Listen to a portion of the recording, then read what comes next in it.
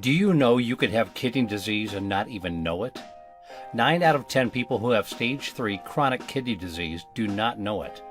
The rate of kidney failure for African Americans is 3 times higher than among Caucasians. And one reason for this is that they are not aware when they have earlier stages of kidney disease, at a time treatment could prevent the damage from progressing to the point when dialysis or kidney transplantation is necessary. In addition, due to high rates of diabetes, high blood pressure, and heart disease, Blacks and African Americans have an increased risk of developing kidney failure. African Americans need to be aware of these risk factors and visit their doctor or clinic regularly to check their blood sugar, blood pressure, urine protein, and kidney function. Be aware. Get tested. The life you save may be your own. For more information, contact urbankidneyalliance.org.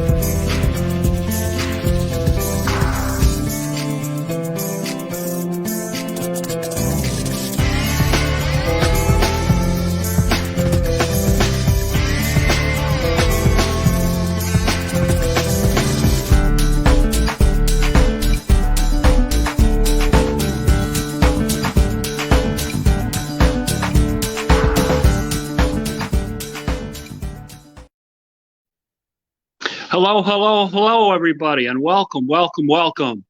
Tonight on Kidney Stories 2, I have something extra special for you. Tonight, we're going to talk about kidney legislation, and 2 great kidney advocates, Bobbie Reed and Candie Gagne, are with me tonight. They're going to talk to us about legislation that will be passed sometime next week concerning the Living Donor Protection Act in Pennsylvania. So, Steve, if you could, bring down the picture of Bobbie and Candie at the table. Let me do a little bit of introduction.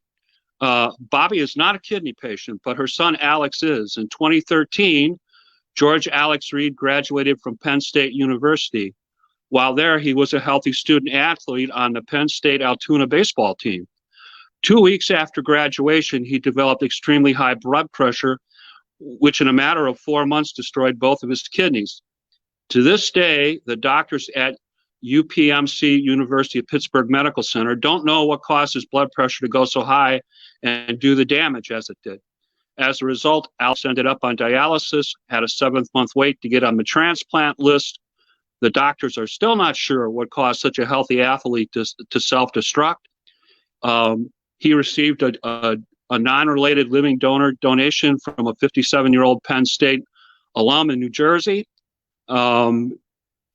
He received his transplant on November 9th, 2015. Here's a link to a video that Bobbie made where she talks more about her son. If you're interested, we flash the link across the screen, and it's also in the comments. As a result of the marketing plan she developed for Alex to find a non-related kidney donor, this blossomed into the NKF's initiative, Big Ask, Big Give, that you frequently see on social media. So this is the type of advocate that we have with us tonight. She's very active in the following groups: in the NKF as a regional leader for Region 2, part of an elite group of kidney advocates, the Kidney Advocacy Committee.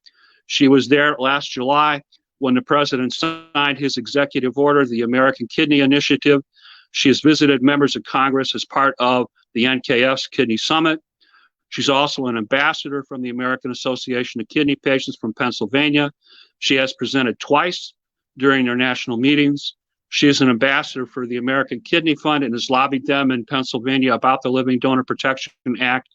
She's a member of the Society to Improve Diagnosis in Medicine, which is funded by PCORI.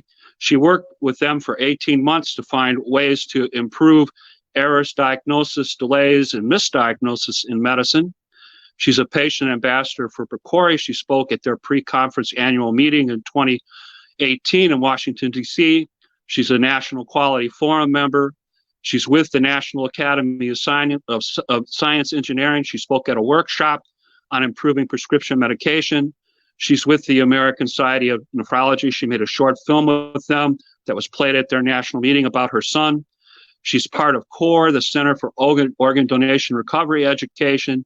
She did a presentation on helping people find living organ donors, resulting in many, many people calling the medical center in Pittsburgh to donate. She's made many contributions to the University of Pittsburgh Medical Center, where her son was transplanted. She was part of the Acute Kidney Injury Symposium, making presentations for both the NKF and the AAKP on resources that were available to help patients and caregivers.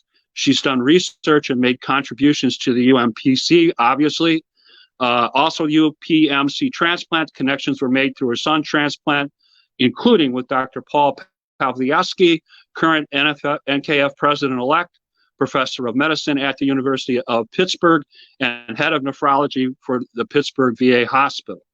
Now, our great fan, Candie Gagne, is on tonight. Great fan of the network. Always shares our stuff. We love Candie here. Candie is a retired United States Navy hospital corpsman.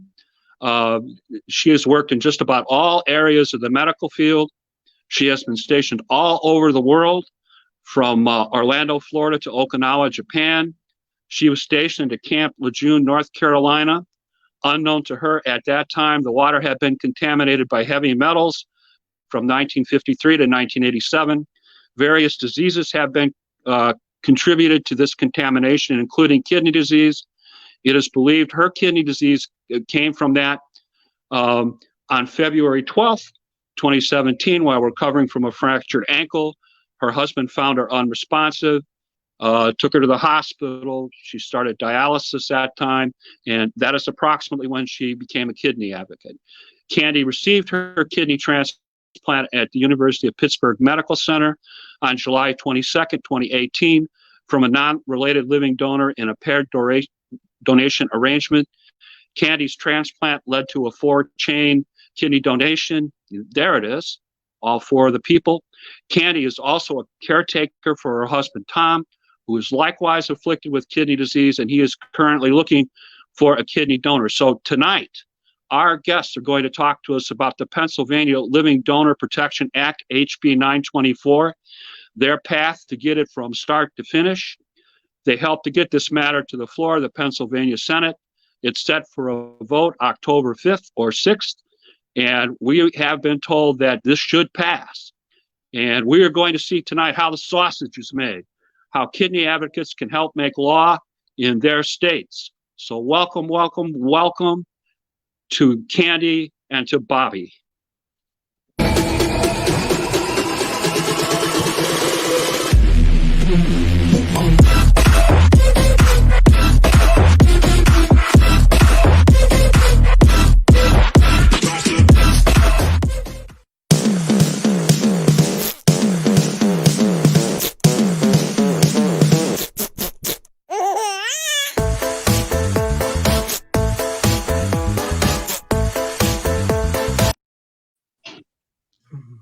Hi, everybody. How are you? Good. Hi. Good, good. Okay, ladies, you've been working on this legislation in Pennsylvania. Tell us a little bit about what the Pennsylvania version of the Living Donor Protection Act is like. We'll start with Bobbie. Well, basically, it does really mirror what the national legislation is. However, it's specific to just Pennsylvanians, because at the national level, we don't have anything like this either. Actually, the living donor protection legislation is already passed in 14 states in the United States, and it's been kind of hanging around there, sitting in limbo here in Pennsylvania. Originally, the original legislation for living donors was introduced back in 2017, and it didn't go anywhere, and it had to be reintroduced in 2019. And all along, I've been following it, and Candie came on board, and we teamed up together to get this put through.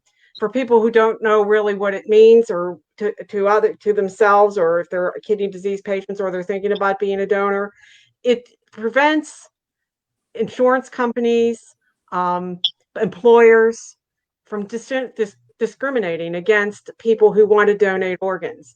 You donate kidney, liver, any organ that you can donate to help somebody else living wise. It prevents that them from people losing their jobs, or being able to take time off from work, or even securing life insurance later in life. It's going to prevent that from happening, because it will be the law of the land. Okay. Give us a little background. We'll start with Candie this time. Give us a little background on how your kidney advocacy began. What led you to become a kidney advocate for all of us kidney patients? Well, I've been an instructor. I've taught for many years, and I've advocated for about 20 years on various aspects having to do with medicine, especially surgical technology. When I had kidney disease, and I put it on Facebook, mutual friend of mine and Bobbie's told Bobbie, you need to get a hold of Candie, and because I think you guys would work well together. And comes to find out that my son and my son-in-law and daughter are clients of Bobbie's insurance agency, and have been for years. And so it was sort of like it was meant to be. So we're like sisters almost. That's great. Bobbie, tell us a little bit about how you became a kidney advocate, and let's do a shameless plug for the insurance agency, since Candie mentioned it. Yes, my husband here in Pennsylvania, he's an Erie insurance agent, and his father started the business back in 1960 to support his family of 6 children. So to do that. And from my employment with AT&T for over 20 years, I transitioned from big business to little business, to helping them pursue the insurance business and marketing and sales there. So I have my background there.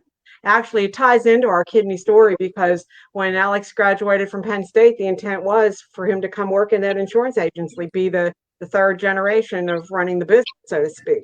But life had other plans for us, and we ended up on the path that we're on right now. But yes, that's how it happened. And with Candie, like getting to know her, it was interesting. One of the state legislators, I was with the National Kidney Foundation after my son had his kidney transplant. Rather than being like a hovercraft mother, I decided to start, because everything that I did, I wrote down, in terms of his medical journey. I thought that I could share that information and help others. And that's what brought me to being an advocate. And one of those advocacy visits was actually in conjunction with a member of the National Kidney Foundation to call on one of our legislators. And the person in that meeting with us, with that state legislator, was his chief of staff. And that happened to be Candie's really close friend, who said, you got to help this person. She's in need of a kidney and needs some support to hold her up. And so I was right there. And that's how we met. It was actually through advocating. Mm-hmm. Wonderful. For our younger advocates out there, tell us, how did you discover which state or who your representatives were in the State House in Pennsylvania? How did you find that out? Well, basically, we did a Google search, right, Candie? Mm-hmm. And you can find out that way. And part of the sales training is, you pick the phone up and you call them, and that's basically what we did. I knew a lot about kidney disease, and I knew how to sell people on ideas because I worked for AT&T for over 20 years in sales. And so we set this appointment up face to face to talk about it. And once we identified who our legislators were, the first one that I went to was the Speaker of the House of Pennsylvania, who happens to be, or who was, my local legislator, the one that is assigned to my area. It's Mike Turzai, but he's no longer Speaker of the House. He actually stepped down before his term ended, but all along there for several years, he's been right there. And I developed a really close relationship or ongoing relationship with him. In terms of getting to know my senators, being in the insurance business, we, in terms of marketing and knowing the landscape, we are involved in a lot of things. And we went, I belong to the Chamber of Commerce, and your local Chamber of Commerce gives you a lot of resources as a business. And one of the resources that they had was a legislative briefing for businesses to tell them what was happening in industry. And what they did is they invited all the Pennsylvania legislators in our local area here to that briefing, and I decided to go. It was an in-person meeting, and sure enough, all my legislators were there. I was able to walk up and introduce myself and then lay the stage, get a business card, and then certainly follow up on that. So, you just have to kind of connect the dots, and that's what I did. Okay, that would include your state senator, Lindsey Williams, correct? That's correct. That was my first encounter in meeting her. I knew who she was, but I never picked up the phone to call her. I met her in person. And after that initial meeting, she gave me the resources of who in her office handled what. And that started a very long, very productive relationship. Just that one simple showing up at that meeting. Ladies, again, for our young advocates out there, after your initial meeting with your legislators in Pennsylvania, what did you do next? What was the next step?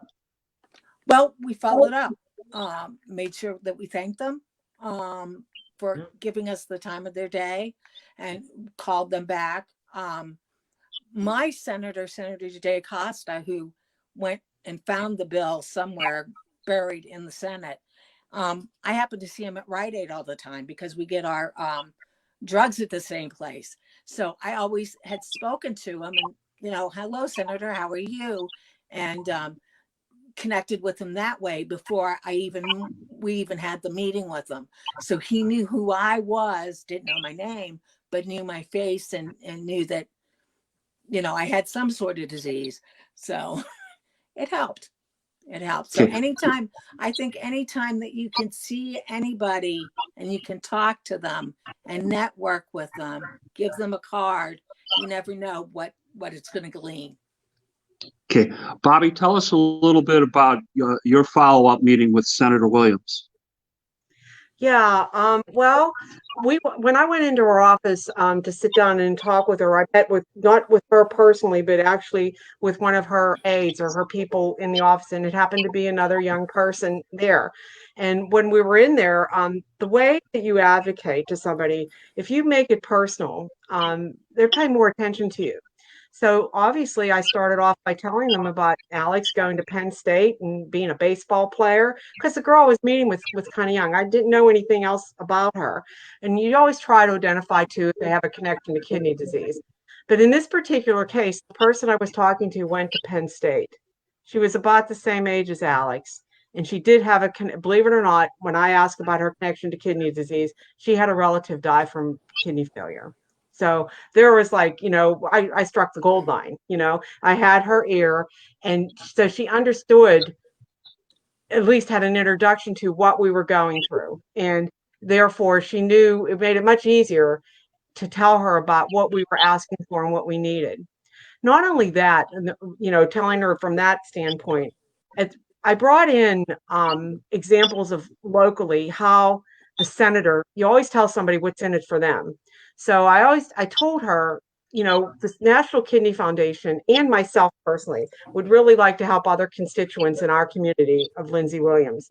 So if you ever have constituents call you saying, I'm having trouble navigating the medical system or Medicare or whatever, keep us in mind, for kidney disease, because, we want to raise awareness and help. And along the same lines, we have a resource here in Pittsburgh. We have a local National Kidney Foundation office. And I introduced her to some of the aspects of what the National Kidney Foundation does locally here. And I even mentioned to her, if you have a health fair and you want us to go to, the National Kidney Foundation, as well as the American Association of Kidney Patients, which I'm also a representative of, can be there, and distribute information and help you promote your health fair. So here again, helping her out. And I told them too that Lindsay Williams would be more than welcome to, be present and be part of the National Kidney Foundation initiatives, what they do. For example, the Kidney Walk in Pittsburgh. She was asked to and was a speaker at the Kidney Walk.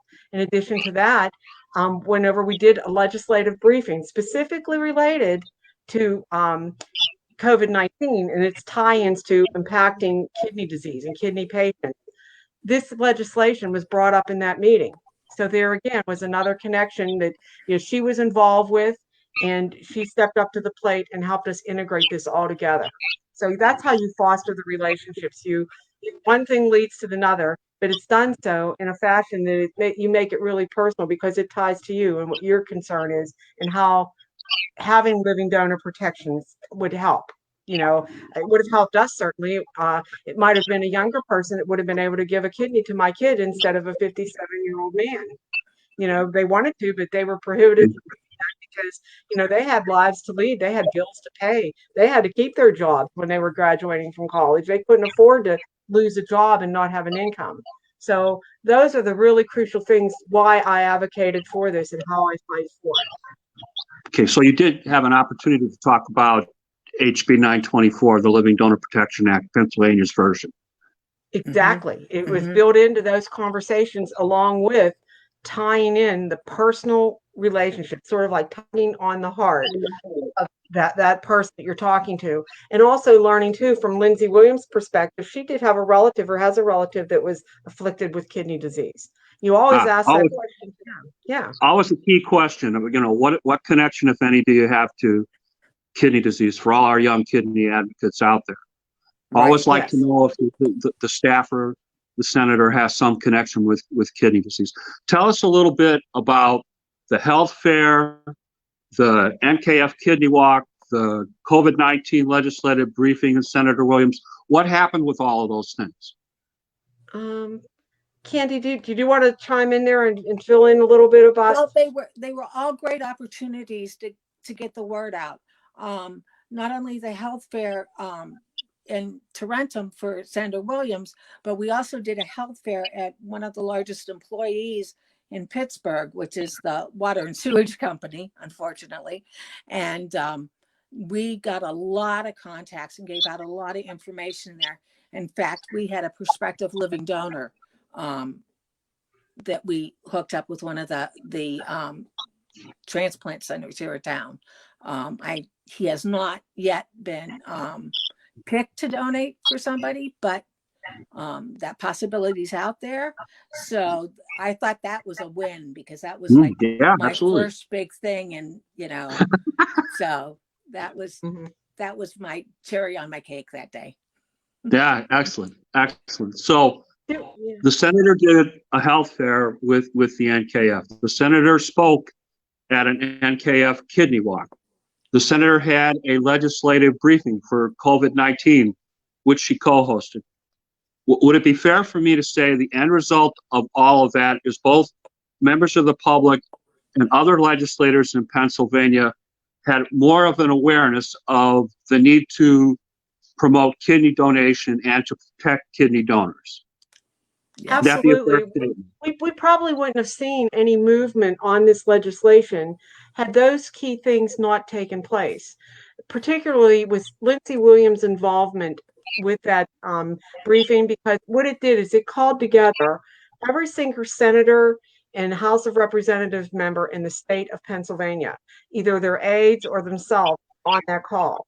So we had their ear. We had experts, Dr. Paul Pozleski, who's the president-elect of the National Kidney Foundation, and is part of the Veterans Administration here. He's a nephrologist for them.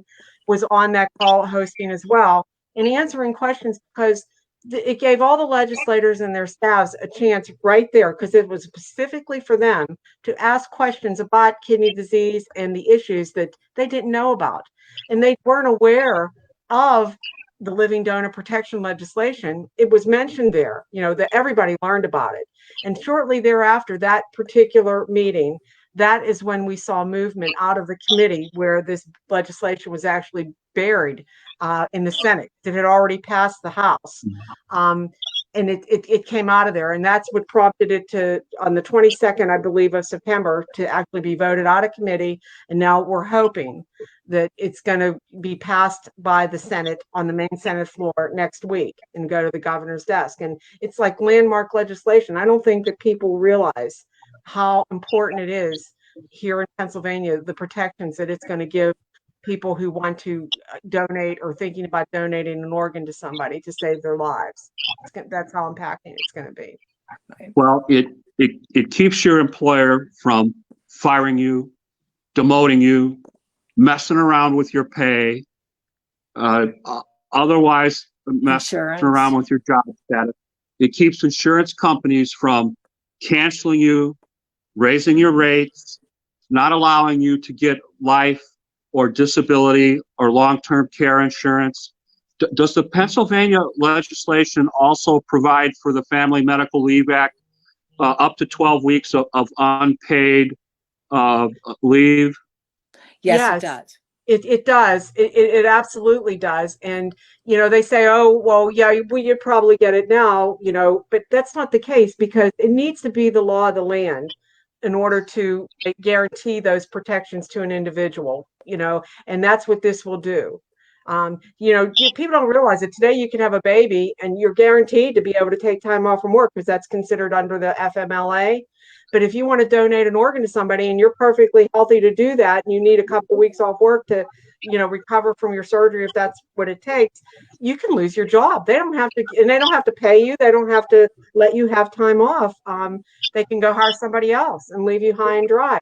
And right now, that's the way that it is. It's not the law of the land. Kind of discourages kidney donation in an era where there are almost 100,000 people on the waiting list. And last year, they transplanted maybe close to 20,000. So they only made a 20% conversion rate. Any other medical procedure where you do a 20% success rate would probably be considered a failure, would it not? It would be. It would be. Candie knows better than that. Spending 36 years in the OR, I know that for a fact.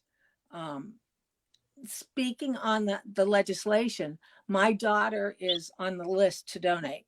She tried to donate to me. She was not a match. So they're trying to find somebody that matches with her. They had 4 people they thought could match her, but they didn't. So they're out there looking. I just got out of the hospital today, and my nephrologist is the one that deals with all the living kidney donors. And he says, I'm trying to find her somebody. But she works for UPMC. So she has some guarantees already that other people wouldn't have. Like she would get full pay and not be reduced to 60% or whatever the disability rate would be. Things like that.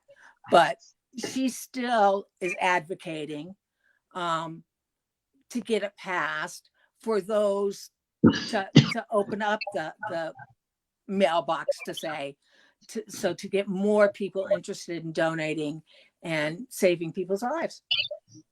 Okay, so in your meeting with the speaker, let me make sure I pronounce the name right. Turzay, Turzay. Turzay.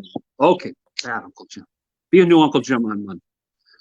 In your meeting with Speaker Turzay, he kind of put the two of you together to start working on this project together. Is that a fair statement? No, we really didn't know one another. It was through his chief of staff, Sarah, who actually, hooked me and Candie and I up. And when I first met her, I knew that it was like the right fit. Since that initial meeting, I helped Candie helped her with navigate her kidney transplant, and her donor was a non-related donor kind of thing that was identified. But after that, with Candie's medical background and my, I guess, marketing skills, so to speak, sales savvy, we're just like perfect fit to try to put pieces together to talk to people. And it wasn't just one meeting with Mike Herzai's office. It was like continued follow-ups. Every time something different or new or an opportunity would come up in the kidney community where he might be able to contribute back or help, or where I could lend him some more information, I'd pick up the phone, or I'd stop by when I was going to the library. His office was right by the library. I'd stop in and drop something off just to make sure that he knew who I was, and his chief of staff knew who I was, and just kept it on the radar. And I think through my relationship with Candie, by helping her or helping with Candie and working with Candie, that made a positive note on their part too. That I really stood behind the words that I was saying, that I was there to support people. And I think that that's really important to know too. It's not a one and done type of deal. Just like getting a kidney transplant is not a cure, it's a treatment, and it's that you continue to go on. Wouldn't you agree, Candie, like along those lines? Oh, definitely. Yeah, and I definitely knew Representative Herzai since the day he knocked on my door when he was first running for the state house.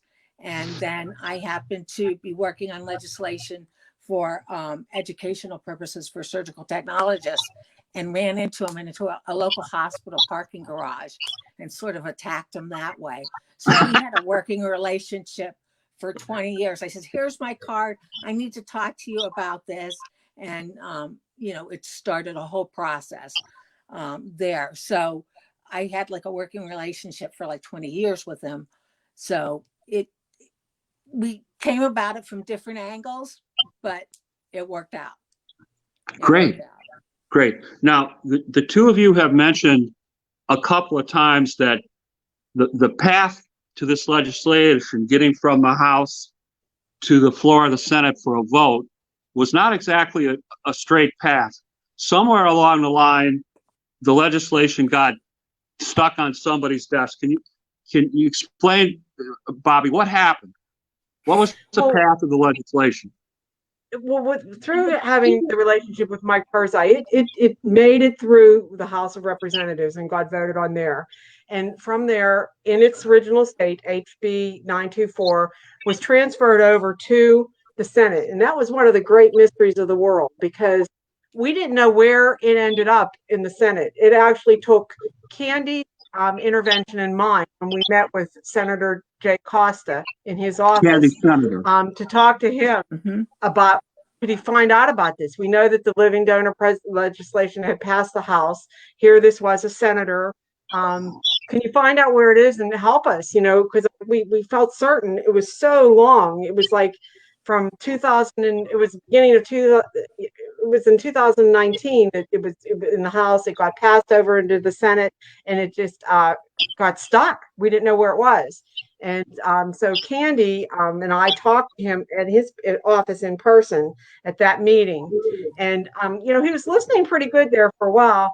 And then I started mentioning like our relations to kidney disease here in Pittsburgh, other people that we knew that were afflicted with kidney disease. And one of the people that I mentioned was on the National Board of Directors for the National Kidney Foundation.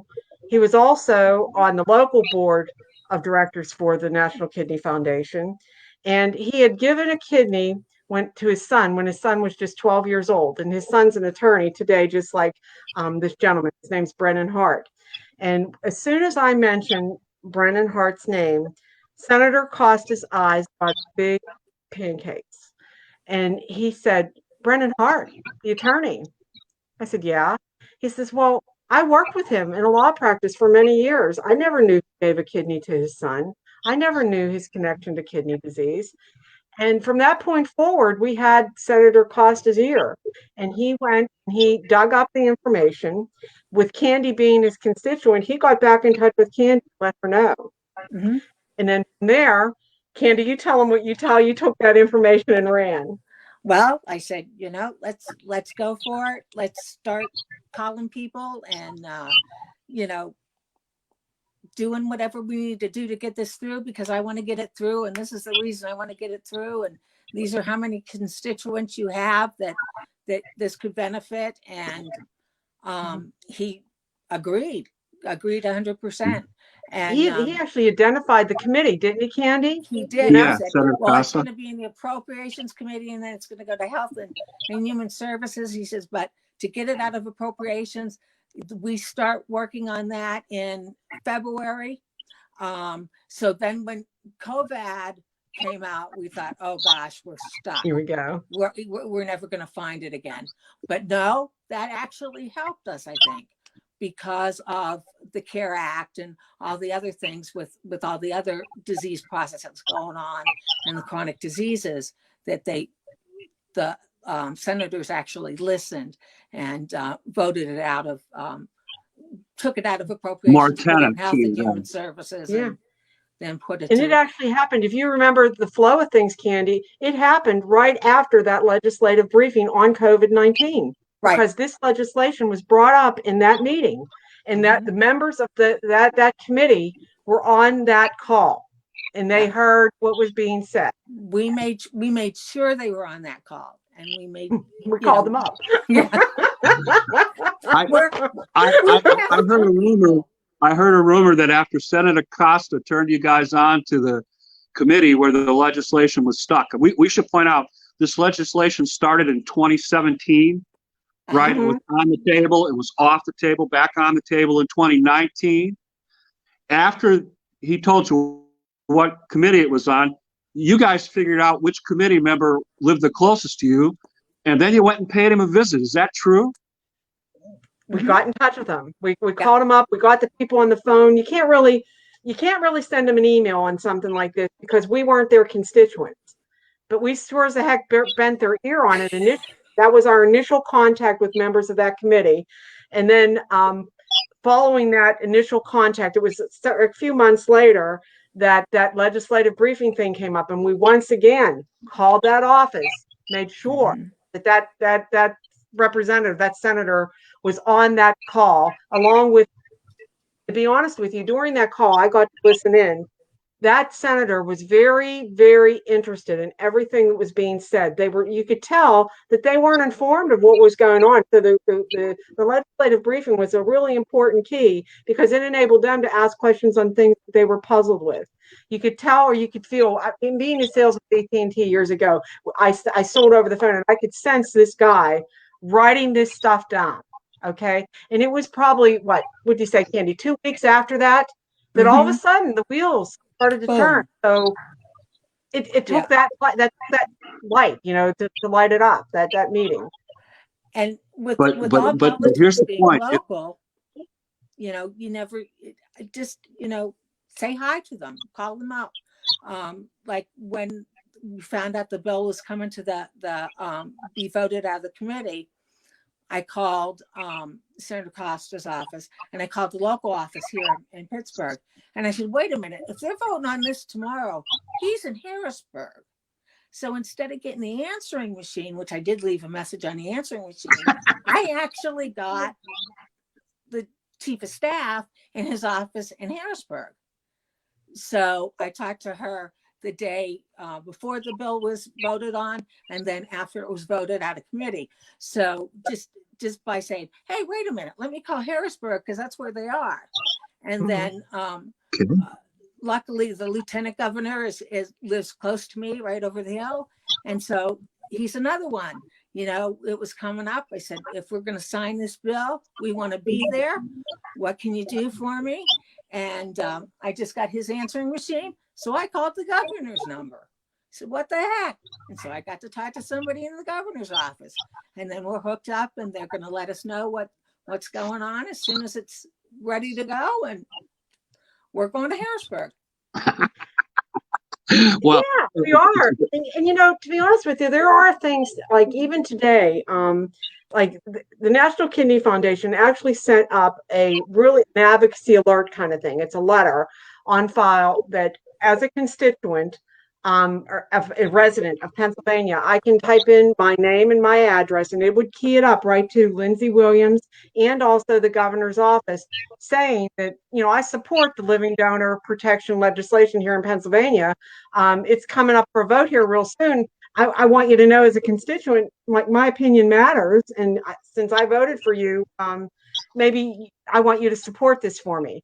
So there is a link. I think that maybe, Jim, we can get this out to the public, the groups here, to that people You can. get it to me. I'll post it in the comments with the If they, post of the there are broadcast. residents here, in Pennsylvania. It's specifically only for people in Pennsylvania. So if they live out of state and they're listening here and they know somebody that lives here in Pennsylvania, you need to send them the link, that kind of thing.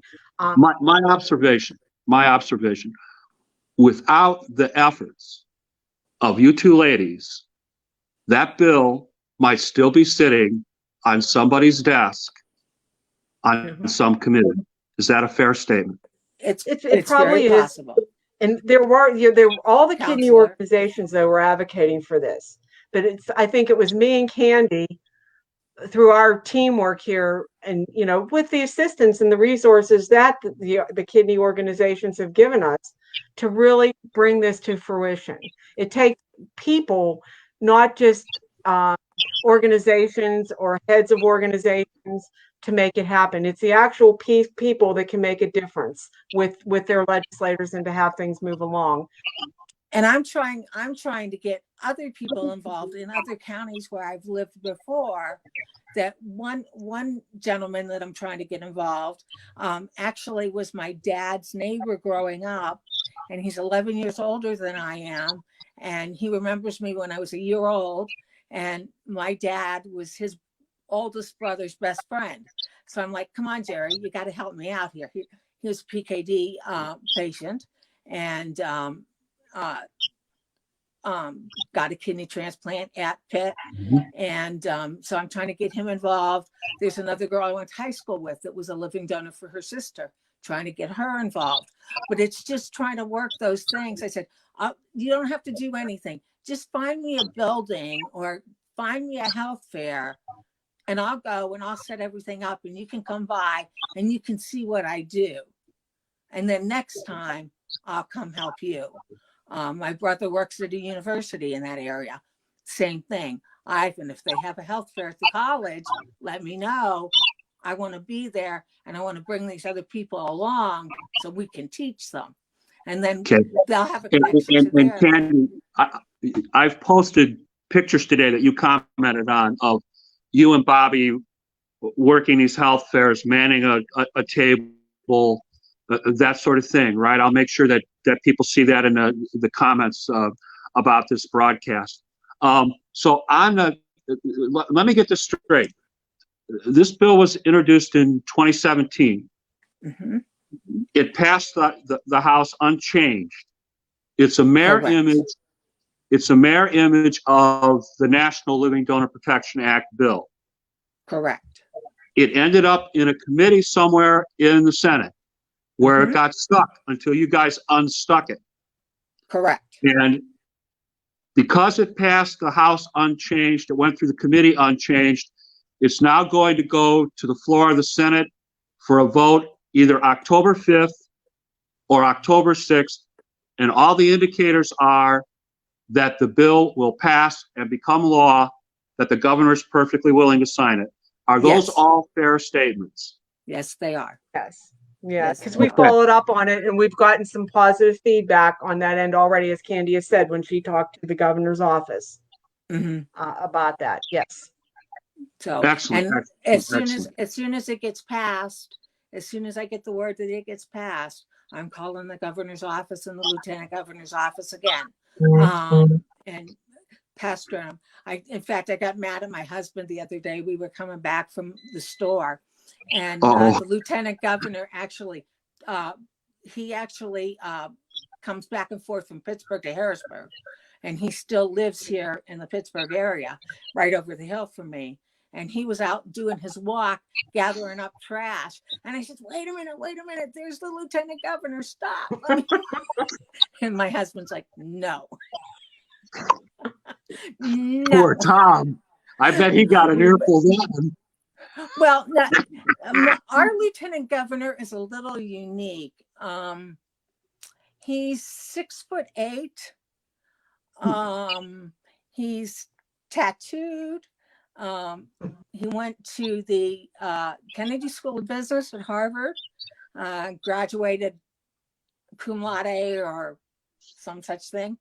And it's just a brilliant businessman. But when you would look at him, you would never think that, hey, this is the Lieutenant Governor of Pennsylvania. So he walks along the walking trail with no security whatsoever, because, you know, who's going to pick on him? Mess with a big guy like that, right? Yeah. So Guy that looks more like a WWF wrestler than a lieutenant governor is what you're trying to say. And you know something, Jim, too, what I found is when, you know, since we've developed these relationships with these senators and representatives, I have found that whenever things come up on their end, if they're following it, for example, with the LPDA, Senator Lindsey Williams' office, her people are on it. They're sending me emails and saying, well, gee, I'm not sure that, you know, we would be invited to that bill signing because we weren't actually the co-sponsor of this bill or one of the sponsors. And I wrote her back and I said, yeah, you will. Candie and I talked to the governor's office about it, and they since we're constituents, they want you there. So don't count you can't count the senator out. She's been in this through reporting kidney disease all the way through. And so it gets to a point with those relationships, like Candie with her senator there. It gets to a point that they're calling you up. You know, it's so nice. You have to ask first, you follow up, say your thank yous, and you kind of stand behind what you say you're going to do. And you develop that relationship. And the next thing you know, they're calling you. You know, it's like they're doing the work for you. And that it makes it easier. And that's the really big part about doing it. I advocate all the time. And I tell people, you got to say thank you, because you don't want to burn bridges. The next time that you go around, you might need something that they'll say, who are you? Well, they don't forget who you are. You know, that's like a reminder. And you have to go into it completely unbiased. It doesn't matter which side of the hall you're sitting on. You're going there for that cause, that issue. And they won't, unless they go back and look at rolls, they won't know if you're a Democrat or a Republican, independent. So kidney legislation has to be bipartisan. Absolutely. Just keep it even, and, you know, and throw out names. Oh, I've already talked to Representative Summer Lee, and she was one of the first people to sign on to it and stuff like that. So the more names you can throw out of the people that you can use, the better. Like I'm also in the Veterans Transplant Association. And with Dr. Kowalski, after we had a NKF webinar, I asked him if I could have his information so that I could call him for a meeting, because I wanted to volunteer and to do some things with the VA, being that I'm a vet. And we had a great Zoom meeting. And as soon as this COVID thing's going up, we're going to be, I'm going to work with his social worker and his clinician, his nurse clinician. And we're going to work on an educational package to start with young vets as soon as they start getting in the system, and hopefully make that a benchmark that we can work off of for the rest of the country, whether it be physician, primary care physicians, whatever the case may be. But we'll have a boilerplate to use for that. And the VA is good for those kind of things, because they keep everything in a nice little booklet and never lose it. Excellent. So pointers for new advocates.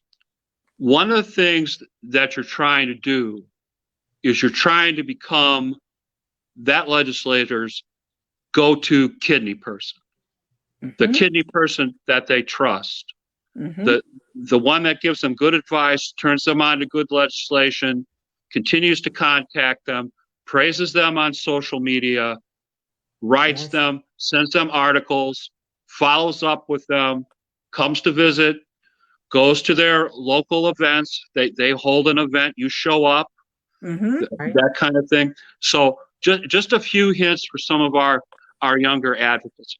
I wanted to ask you, since we've been talking about COVID a little bit, what's everybody doing to protect themselves from the virus, particularly in light of the fact that today there's a lot of news or press out about the president and his wife contacting COVID-19. So, Bobbie, what are you, Candie, what are you doing to protect yourself from Cyrus the virus?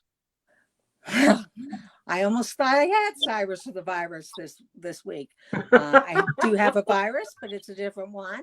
And you don't want to have the COVID test if you don't need it, let me tell you. But I wear a mask everywhere I go. And I'm going to get a mask that says I'm the mask police. I really am, because I go up to people all the time. You're not wearing that properly. I went into a store in our local mall, and the clerk didn't have a mask on. And I said, I will not shop in your establishment anymore because you are not protecting me. I'm a kidney transplant patient. And by you not wearing that mask, you could be giving me something, or I could be giving you something, and then you might become a kidney patient. And so I said, and I'm, my daughter says when I turn into DI, Gagne, like drill instructor, yeah, nobody wants to be around me, because I let people know if they're right or wrong. Well, Candie, as transplant patients, you and I are immunosuppressed. Right. I mean, we take immunosuppressants so our body doesn't reject our transplanted kidney, and so we're more susceptible to disease in general. Exactly. And so that's the thing. And Tom, since he hasn't had his transplant yet and he's on PV, he does a lot of if we need to go out for things or anything, he does that. And I stay home. He's very protective of me. Good for Tom. Not going into the situation where he says, because you don't know. He says, yeah, they might be okay at work, but what are they doing after work? What bar are they hanging out at? You know, whatever. Right. So you can't tell. Right. So let's try and be as cautious as we can. Wash your hands, wear your mask. You know, it's no problem for me to wear a mask. I wore one every day for years. When I go into Walmart or anything, I said, now you know how I felt like all those years when I was wearing a mask and you weren't. You know. Wear your mask, social distance, 6 feet, wash your hands, avoid places where there are big crowds. If I have, I have CMV and my count was up, so I don't even go see my grandchildren. No. Okay, you should explain what's CMV, Candie. Cytomegalovirus, and it's a herpes type virus, the same as varicella or shingles, those type of things. It's a derivation of that, and once you have it, you always have it, and it has all the same symptoms as COVID. So this weekend I got sick. Tuesday, I called the clinic, the transplant clinic, called my coordinator. I said, this is how I'm feeling. What should I do? My coordinator called me back. She says, go to the ER. I says, which one? And that's sort of like a joke because I go downtown because there's several UPMC facilities, but they would just transfer me downtown anyway. And, you know, it's like, I'm here, I'm a transplant patient. They probably already called down from the clinic. You get taken right back. It's almost like you're saying you're having a heart attack. And they're very, very good. And they said, well, maybe we'll keep you for like 36 hours. And I ended up saying till today. But I was glad that they rolled out everything. So, you know, I was confident then. And now I'm hooked up with the transplant infectious disease people, and they'll be the ones that'll be following me for that, so that in case it does get out of control or my medications quit working, then they can come up with another solution. Well, we definitely want Candie Doc to feel well and be treated well, and I'm glad that they're taking such good care of you. I'm making reference to the fact that a long time ago, I built a page for Candie, and she insisted that I call it Kidney for Doc. Because as a corpsman, all of her Navy people refer to her as Doc. Yeah, and I had my hat on the back of the chair. There it is. All right, now we're official and everything. And then on the back, there's my dog. Doc Candie, there. All right, question for Bobbie. Sure. There have been some updates, because I always ask the same question at the end. If there's anything I forgot to ask about that you think is important, so tell us about the updates that you have for us recently. I think on a broader scale, I'm sure that there are people listening in here from other states other than Pennsylvania. And moving forward, before the end of the year, the advocates and the National Kidney Foundation and the AAKP and American Kidney Fund are very hopeful that perhaps New Jersey and North Carolina will get on the bandwagon and pass the living donor protection legislation for their individual states. On a more broader scale, on a national level, there is legislation right now before Congress for a National Living Donor Protection Act. It's HB 1224 in the House, and I believe it's 511. Let me look. In I the think Senate. it's 5 In in the the Senate, Senate, yeah, 511. And and we're building more momentum with co-sponsors. So your congressman that represent you federally might be worth an advocacy call to say, hey, look, I support this too on a national level. Get on the bandwagon with it. Bobbie went to a meeting that I set up with my local congressman, but I was ill at the time. She went.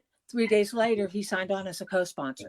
So sometimes it just takes a little bit of a nudge. So in that aspect, people can act. On another skill that we're really hopeful for through all the kidney organizations is that when you're immunosuppressed like Candie is and my son, you have coverage for your immunosuppressant medications through Medicare for only 36 months. And after that 36 months, there you go, Uncle Jim, you are too. After you reach that 36-month point, and if you are not still Medicare eligible, which my son was, and he's so young, college age, you lose coverage. Yeah, you have to be 65. So those medications are really expensive. And if you don't have insurance to pay for them, it's really a struggle, to find coverage to make sure that you can take these medicines that are actually still keeping you alive. Very similar to what dialysis did, but at least they give you your freedom to go out, somebody gave you a kidney to keep it alive. The legislation now that's out is an immunosuppressive act or legislation that would require Medicare to provide or assurances that kidney transplant patients will continue to be able to get their medication and have access to their medication for the life of their transplanted kidney, as long as it lives, well beyond just the 36 months and okay, you're cured, you're cut off, and you're left high and dry. And that's the way it is. That's actually the way that my son, what situation we're in right now. We do not have that coverage anymore. And I did a video for the National Kidney Foundation on that at one point years ago.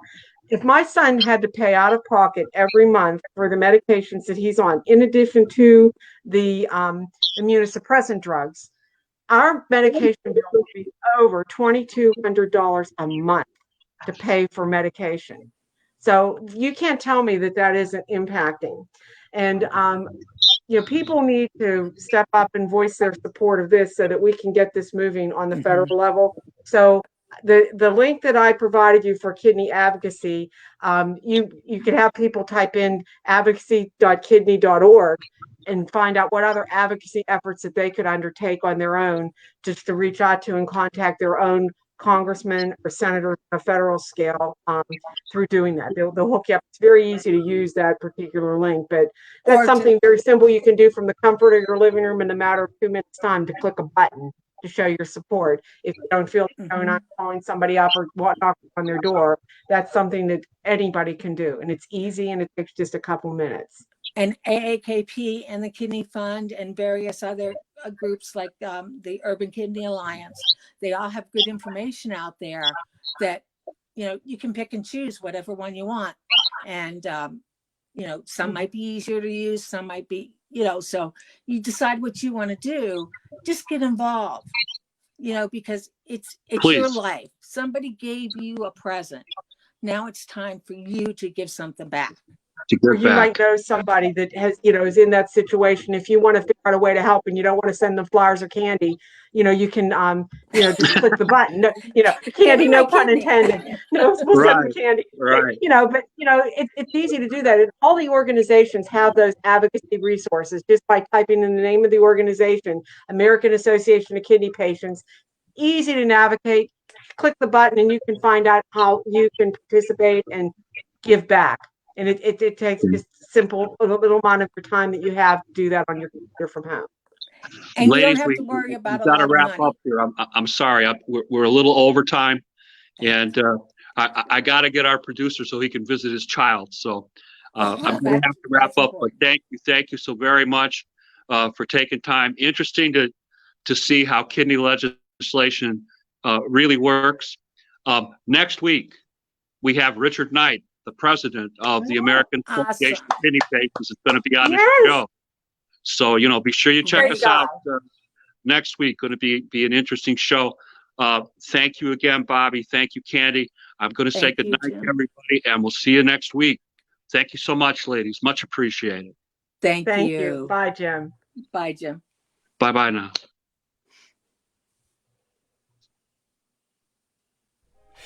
Do you know you could have kidney disease and not even know it? 9 out of 10 people who have stage 3 chronic kidney disease do not know it. The rate of kidney failure for African Americans is 3 times higher than among Caucasians. And one reason for this is that they are not aware when they have earlier stages of kidney disease. At a time, treatment could prevent the damage from progressing to the point when dialysis or kidney transplantation is necessary. In addition, due to high rates of diabetes, high blood pressure, and heart disease, Blacks and African Americans have an increased risk of developing kidney failure. African Americans need to be aware of these risk factors and visit their doctor or clinic regularly to check their blood sugar, blood pressure, urine protein, and kidney function. Be aware. Get tested. The life you save may be your own. For more information, contact urbankidneyalliance.org.